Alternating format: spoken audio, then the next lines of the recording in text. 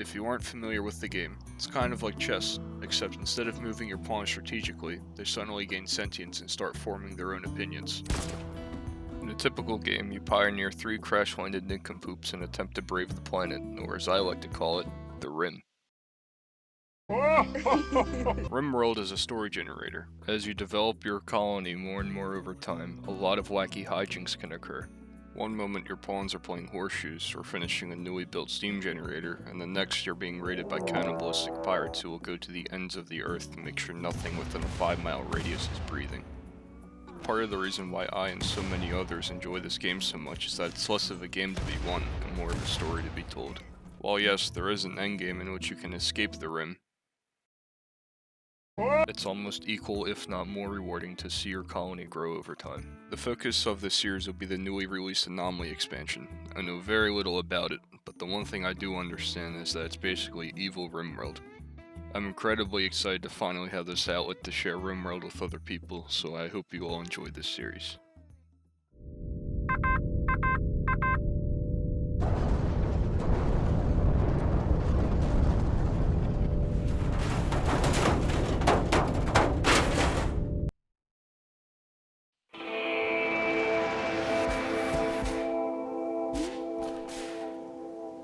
And so, our colony began. According to the backstory of the start, the pawns we control are former and current scientists who were tasked with finding the source of a strange anomalous signal. Upon finding the crux of the signal, a strange monolith, they began surveying it for more of it. Suddenly, an energy beam rips up from the planet and destroys the vessel, killing all but 4 scientists.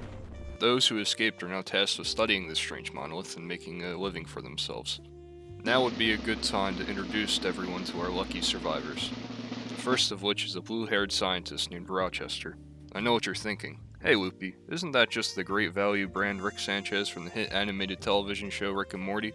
While I do understand why you would see the similarities, dear viewer, I can promise you that this scientist is his own character. Although I will admit, some of the traits that he auto-generated with seem to be a bit too real to be just a coincidence.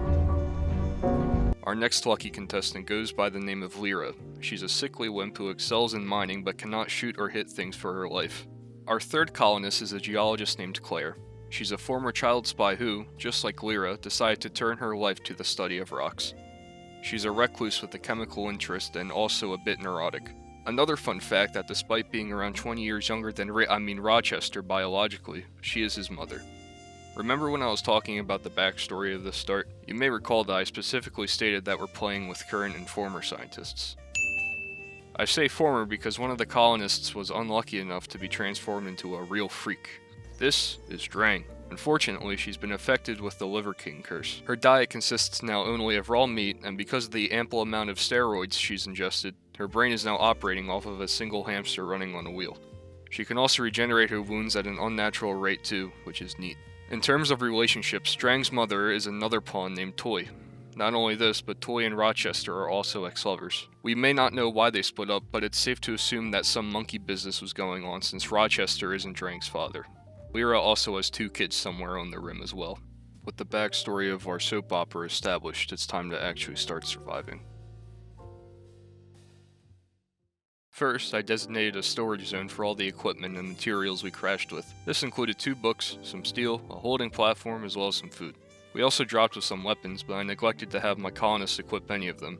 This surely will have no consequences in the near future. I had Rochester set up the holding cell outside, while Drang stared lovingly at the side of his head. I'd assume it's lovingly anyway. You can't really tell. Up next was to lay the framework of the bedrooms, which I anticipated to take us into the next day on construction. I was pleasantly surprised though when Lyra locked in and got it done in no time at all. Because I severely lacked object permanence, it took 12 minutes into my recording to discover the giant ancient monolith just a couple of tiles away from my holding cell, if you could call it that. Not even the 2 dead bodies could get my attention. Regardless, I had Rochester investigate. He stared intently at it for a couple of seconds, allegedly having evil patterns form in his mind. Despite his disagreement, I told him to stare at it more and promised him that he would be fine.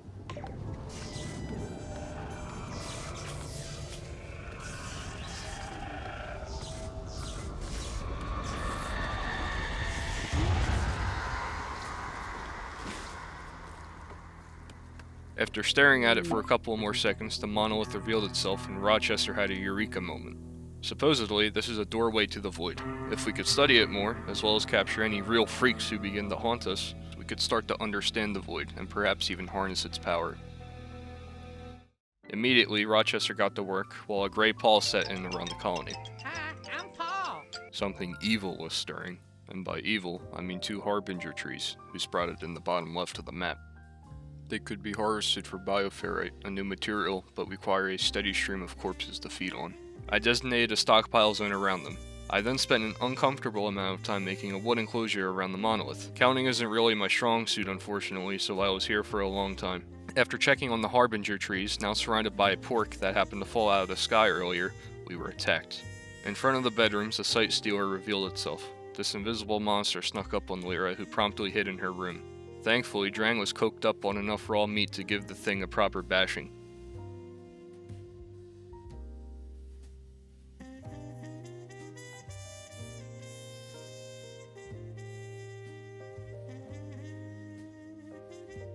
Even I was surprised at how easy it was. What? Nice! Good job, dude! We had no time to recover though, as a Warg began hunting Rochester as he was building the containment for the monolith. Oh.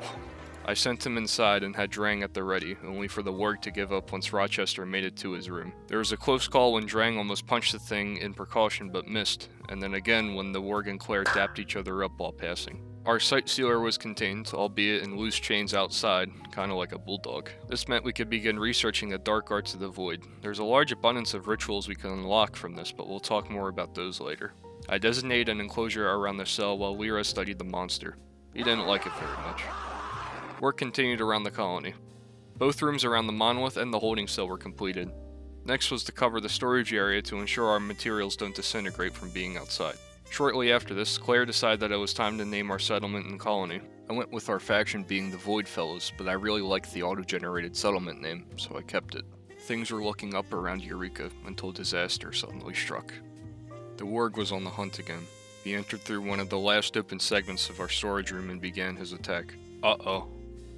Drang? Where are you, buddy? Oh, God. Oh, no. Oh no, oh no, oh God, no, get out of there, get out of there. Pick up a gun. While Rochester fled, I finally decided that, hey, maybe I should actually try to defend these people, and told Claire to pick up the shotgun. Rochester ran around indiscriminately while Claire took some pop shots, narrowly missing her son. Oh God. Oh God. Oh, don't hit him. Oh no! Okay, good. As things went from worse to even more worse, a certain familiar face came in from the top turnbuckle. Our savior had arrived. This was, of course, Drang! Kill him, Drang! Prank him! Come on! I backed off Lyra and had Drang pummel the Warg as much as she could. Come on! I thought this nightmare was sure to be over until the Warg came out triumphant. Oh no. As a distraction, I had Lyra kite around the base while Rochester and Claire crawled away. She then carried each of them to safety.